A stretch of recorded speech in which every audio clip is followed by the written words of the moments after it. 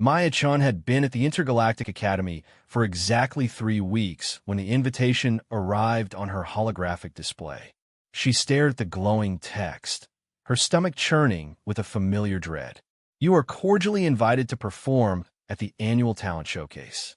Through her dormitory window, she could see students from 100 different worlds preparing for the event.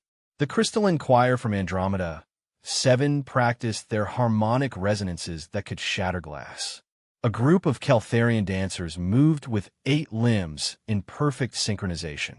Even the fungi-based myconids were rehearsing their bioluminescent displays. And then there was Maya, the scholarship kid from Earth, a planet most species still considered primitive. "Did you get one too?"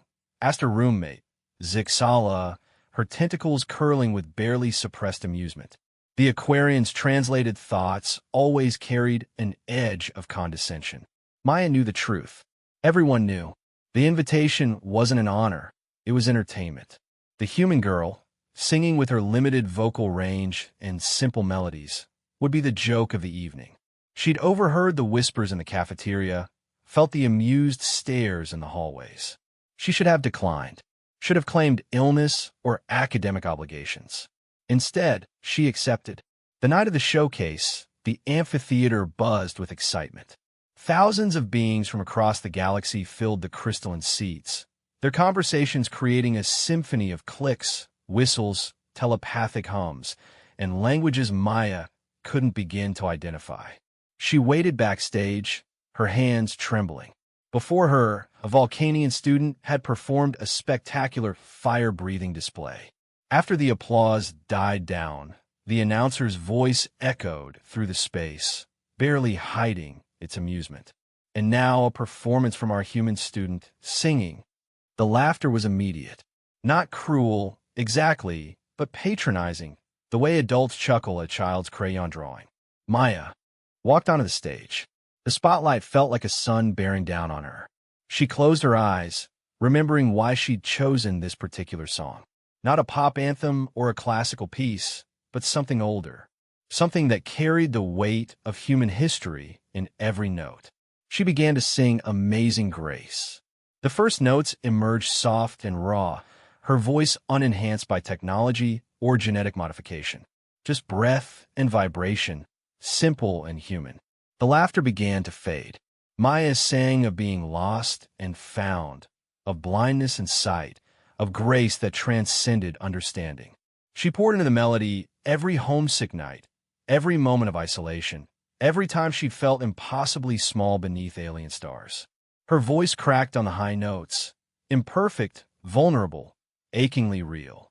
The amphitheater fell silent. She sang of her grandmother, who taught her this song, of humanity's struggles and redemptions, of a species that had looked up at the cosmos with nothing but primitive telescopes and dared to dream of reaching the stars. Her voice carried the weight of every human who'd ever felt small and kept going anyway. When the final note faded, Maya opened her eyes. The silence stretched for 3 heartbeats.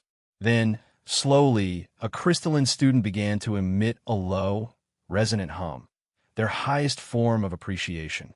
Others joined. The Caltharian's antennae glowed with respect. Even Zixala's tentacles had stilled, her usually sharp thoughts quiet with something Maya had never felt from her before: awe. The applause that followed wasn't the polite acknowledgement given to other performers. It was thunderous, overwhelming, genuine.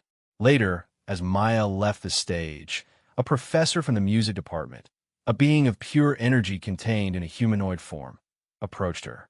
"Your species lacks the vocal range of the songbirds of Proxima, the perfect pitch of the harmonics, or the power of the Titan chanters," the professor said. "But what you have is something I've never encountered in 300 years of teaching." "What's that?" Maya asked. "Soul," the professor replied simply. "You reminded us that music isn't about technical perfection. It's about truth." As Maya walked back to her dormitory that night, she finally felt like she belonged among the stars.